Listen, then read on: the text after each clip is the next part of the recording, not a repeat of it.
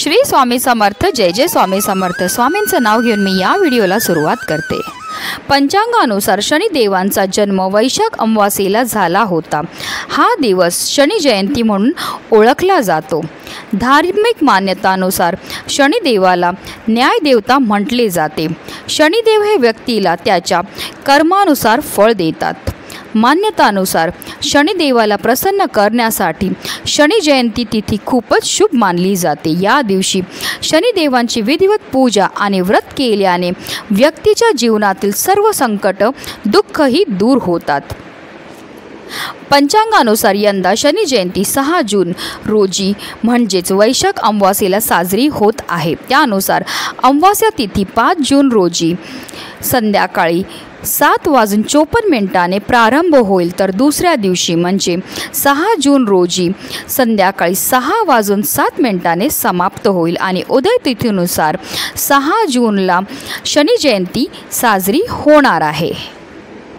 ज्योतिषशास्त्रानुसार शनिदेवाला न्यायदेवता आणि कर्मफळदाता सुद्धा म्हटले जाते। शनिदेव व्यक्तीला कर्मानुसार फळ प्रदान करतात। जेव्हा शनी त्यांची चाल बदलतो तेव्हा काही राशींवर शनीची 7.5 आणि दुष्परिणाम दिसून येतात। त्या लोकांना आयुष्यात समस्यांचा सामना करावा लागतो। शनी दोषाचा सामना करत असलेल्या लोकांना शनी जयंतीच्या दिवशी शनिदेवांची विशेष पूजाही करायची आहे। त्याचबरोबर शनी जयंतीच्या दिवशी जर आपण काही विशेष उपाय केले तर त्यामुळे निश्चितच आपल्या आयुष्यामध्ये असणाऱ्या सर्व संकट, सर्व दोषांपासून आपल्याला मुक्तताही मिळणार आहे।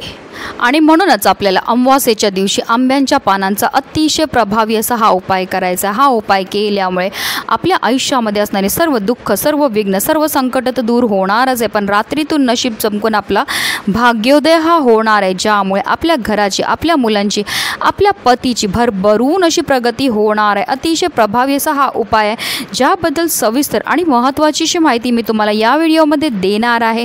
तर व्हिडिओ पूर्ण पहा आणि जर तुम्ही माझ्या चॅनलवर नवीन असतील तर चॅनलला सबस्क्राईब करा आणि शेजारी बेल आयकॉन सुद्धा प्रेस करा, जेणेकरून तुम्हाला माझ्या नवनवीन व्हिडिओचं नोटिफिकेशन हे मिळत राहील आणि तुम्ही एक पण व्हिडिओ हा मिस करणार नाही। नवग्रहात शनी हा प्रभावी ग्रह आहे। शनीला देवांचा दर्जा प्राप्त आहे। ज्या व्यक्तींवर शनीची कृपा असते त्याला कोणत्याही गोष्टीची कमतरता भासत नाही। शनिदेवाला प्रसन्न करण्यासाठी शनी जयंती तिथी खूपच महत्त्वाची मानली जाते। या दिवशी केलेल्या पूजेने शनिदेव फारच लवकर आपल्यावर प्रसन्न होतात। आंब्याच्या झाडापासून त्याच्या डहाळे, पाने, फळे इत्यादी आपण पूजेत समावेश करतो। 5 फळांचा उपयोग मांगलिक कार्यात केला जातो। त्यात आंब्याचे फळ देखील आवर्जून घेतले जाते। आंब्याच्या लाकडापासून सविधा तयार केल्या जातात आणि त्या वैदिक काळापासून वापरल्या जातात। आंब्याचे लाकूड हवन सामग्रीमध्ये वातावरण शुद्धी आणतं आणि सकारात्मक ऊर्जा प्रवाहित करतं। आंब्याचे झाड हे मंगळाचे कारक आहे। आंब्याचे झाड हे मेष राशीचेही कारक मानले जाते। म्हणूनच आंब्याच्या पानांचा शुभ कार्यात वापर हा केला जातो आणि आंब्याच्या पानांशिवाय कोणतीही पूजा पूर्ण मानली जात नाही। पूजेच्या वेळी मंत्रोच्चार करताना आंब्याच्या पानांनीच आचमन क्रिया केली जाते। आंब्याचे पान शुभतेचं प्रतीक मानलं जातं। आंबा हे बजरंगबलीचं अतिशय प्रिय फळ आहे आणि ज्या घरामध्ये आंब्याची पानं किंवा आंब्यापासून कोणते उपाय हे केले जातात किंवा सेवा केल्या जातात त्या घरावर विशेष बजरंगबलीचं कृपाही होत असते। त्या घरावर कधीही कोणत्याही प्रकारच्या वाईट शक्तींचा प्रभाव होत नाही।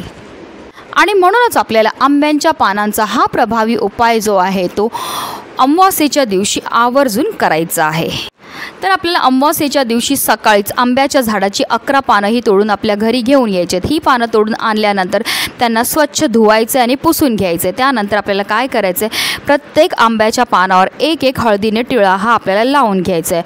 हळदीचा टिळा लावल्यामुळे आपला गुरुग्रह हा मजबूत होतो आणि आपल्या जीवनामध्ये असणाऱ्या आर्थिक समस्यांपासून आपल्याला मुक्तताही मिळत असते।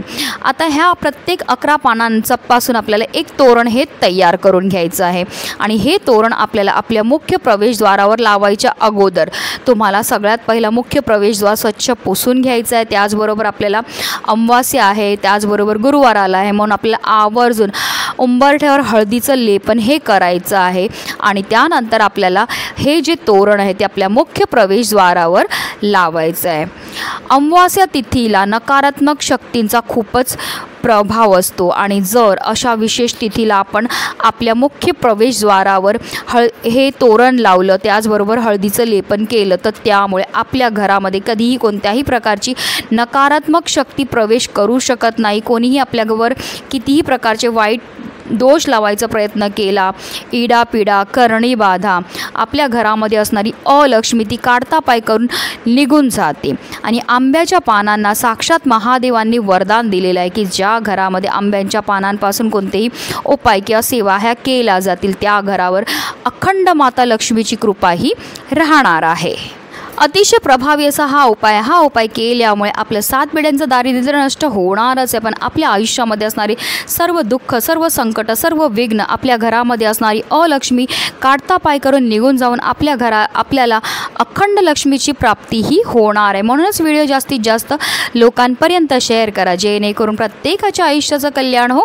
ही स्वामीचरणी प्रार्थना. श्री स्वामी समर्थ. जय जय स्वामी समर्थ.